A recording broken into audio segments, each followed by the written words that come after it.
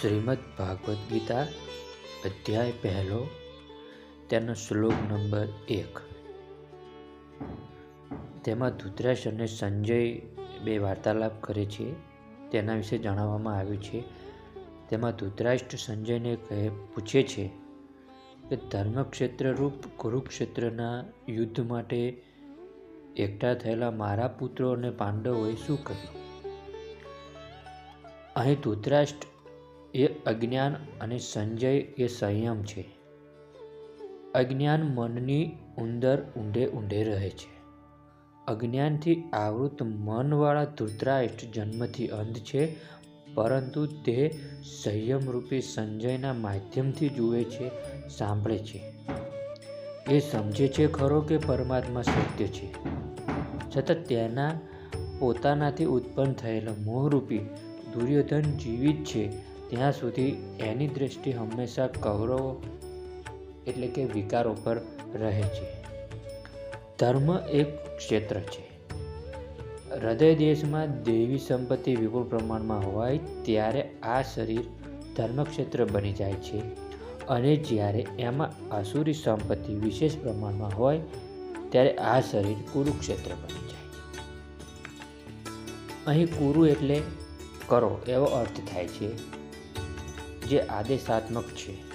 શ્રી કૃષ્ણ કહે છે કે પ્રકૃતિથી ઉત્પન્ન 3 ગુણો દ્વારા માનવી કર્મ કરે છે। તે એક ક્ષણ એક પલ પણ કર્મ કર્યા વિના રહી શકતો નથી।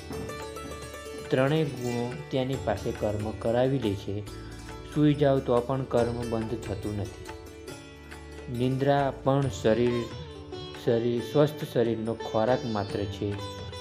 ત્રણેય ગુણો મનુષ્યને દેવતાથી કીટક સુધીના શરીરોમાં બાંધે છે। જ્યાં સુધી પ્રકૃતિ અને પ્રકૃતિથી ઉત્પન્ન ગુણ હયાત છે ત્યાં સુધી કર્મ રહેશે। આમ જન્મ મૃત્યુનું ક્ષેત્ર એટલે કે વિકારોનું ક્ષેત્ર એટલે કે કુરુક્ષેત્ર। પરમ ધર્મ પરમાત્મામાં પ્રવેશ આપનાર પુણ્યમયી પ્રવૃત્તિઓનું ક્ષેત્ર પાંડવોનું ક્ષેત્ર એટલે કે ધર્મક્ષેત્ર।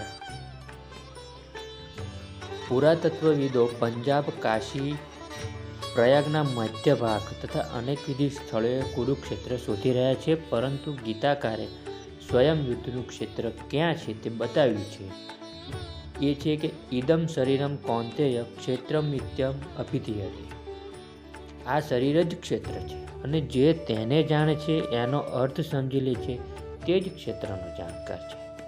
આગળ એમણે ક્ષેત્રનો વિસ્તાર બતાવ્યો।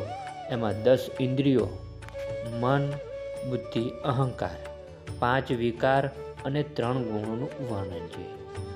શરીર જ ક્ષેત્ર છે, એ એક અખાડો છે।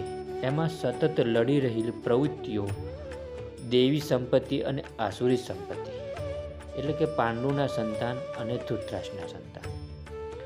અનુભવી મહાપુરુષના આશ્રય જવાથી આ બંને પ્રવૃત્તિઓનું સંઘર્ષ અંગે માર્ગદર્શન મળી શકે છે। આ ક્ષેત્ર અને ક્ષેત્રજ્ઞ વચ્ચેનો સંઘર્ષ છે, અને આ જ વાસ્તવિક યુદ્ધ છે। વિશ્વ યુદ્ધોથી ઇતિહાસ ભર્યો પડ્યો છે, પરંતુ એમાં જીતનારને પણ શાશ્વત વિજય મળતો નથી। આ તો પારસ્પરિક બદલાની વૃત્તિ છે। પ્રકૃતિનું સંપૂર્ણતયા સમન કરીને તેનાથી અતિરિક્ત સત્તાનું દિગ્દર્શન કરવું અને એમાં પ્રવેશ મેળવવો એ જ સાચો વિજય છે। જેમાં હાર નથી, એમાં મુક્તિ છે, બંધનમાંથી મુક્તિ છે। સંયમમાં જેમ જેમ પ્રગતિ થતી જાય તેમ તેમ એવી દ્રષ્ટિ પ્રાપ્ત થાય, એ જ આ શ્લોકમાં દર્શાવવામાં આવી છે।